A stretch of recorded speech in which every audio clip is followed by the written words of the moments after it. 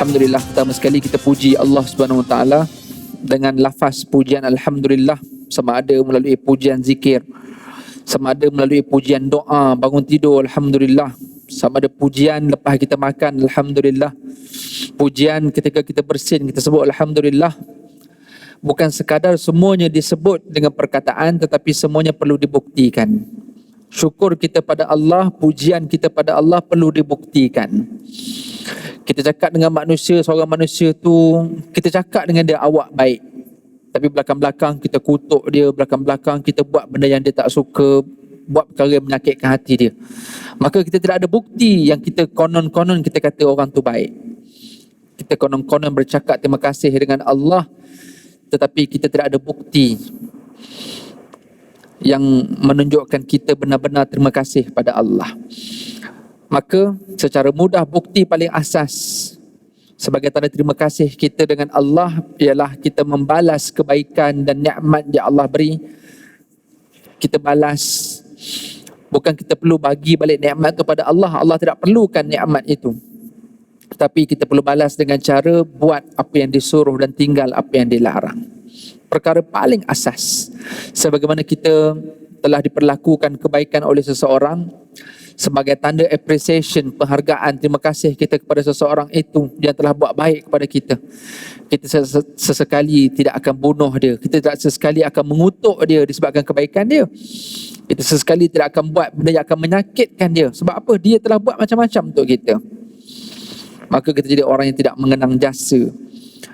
Apatah lagi dengan Allah, kita menjadi orang yang bukan sekadar tidak mengenang jasa, malah kita menjadi derhaka kepada Allah Subhanahu Wa Taala. Maka terima kasih, puji syukur itu bukan sekadar menerusi suratul Fatihah, bukan sekadar menerusi zikir Alhamdulillah lepas mayang ada zikir 33 kali Alhamdulillah. Ianya mesti dibuktikan sama ada melalui perkataan, perbuatan, lintasan hati dan sebagainya. Dan cara paling mudah untuk nak tunjuk kita ni bersyukur tak bersyukur, dan nak tahu kita bersyukur tak bersyukur, saya sentiasa ingatkan dengan 3 prinsip asas bersyukur ini. Selalu saya sebut dalam kuliah-kuliah yang mungkin sebelum ni kita pun dah lama tak berkuliah sama-sama tuan-tuan. Saya ulang untuk malam ni. Nak tahu adakah aku bersyukur atau tidak? Kata Imam Al-Ghazali, pertama, aku sentiasa nampak apa yang aku miliki sekarang. Aku kena tahu apa yang aku ada sekarang. Jangan sibuk fikirkan apa yang kita tidak ada, ataupun sibuk fikir dan nampak benda yang dimiliki oleh orang lain. Orang yang mahu bersyukur, dia kena sentiasa nampak apa yang dia ada. Apa sahaja. Pasangan, anak, keluarga, harta, kedudukan, kereta, rumah, kerjaya. Apa yang dia ada sekarang. Bukan apa yang dia belum ada, bukan apa yang orang lain ada yang lebih baik daripada dia. Dalam konteks syukur, kita ketinggalkan yang itu. Dalam konteks syukur, dalam konteks lain mungkin kita perlukan untuk lihat orang lain. Tapi dalam konteks bersyukur, tengok apa yang kita ada. Dan kadang-kadang banyak yang kita ada itu masih belum dimiliki oleh orang lain pun sebenarnya. Maka akan timbul rasa syukur. Yang kedua, setelah kita nampak apa yang kita ada, kata Imam Al-Ghazali, kita mesti merasakan, kita mesti merasai apa yang kita ada itu ada nilai, ada kebaikan dan manfaat.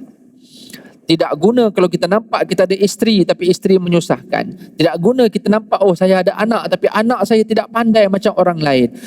Kita nampak kereta kita tapi pada kita kereta kita itu tak bagus. Tidak guna kalau kita nampak tapi kita rasa semuanya tidak ada value, tidak ada nilai.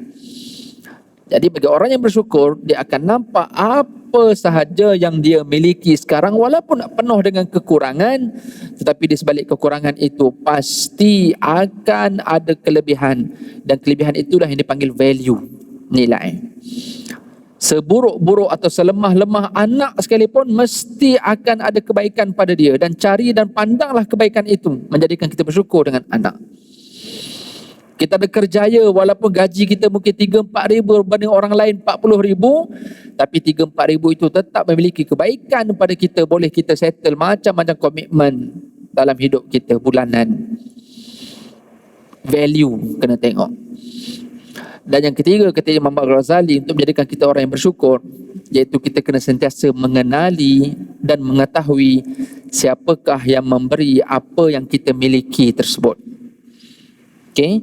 Kalau kita ada kedudukan, kita ada harta, kita menjadi seorang yang somebody pada hari ini, dikenali mungkin. Ingat, mungkin satu masa dulu ketika kita nobody, tak ada siapa kenal kita, kita tiada apa-apa, kita perlu untuk survive di kota metropolitan. Siapa kawan kita yang tolong perkenalkan? Siapa kawan kita yang tolong bagi pinjam duit? Siapa pasangan kita yang sama-sama dulu tidur atas toto, atas tilam zaman tidak ada rumah yang betul-betul? Siapa yang dulu ketika aku susah dialah yang tolong? Segala apa yang kita ada hari ini, tengok balik, siapa yang beri apa yang aku ada? Siapa manusia-manusia itu? Dan semua manusia ini adalah orang-orang yang semuanya berpunca daripada Allah. Melalui manusia-manusia inilah maka berterima kasih dengan manusia dan bersyukur kepada Allah.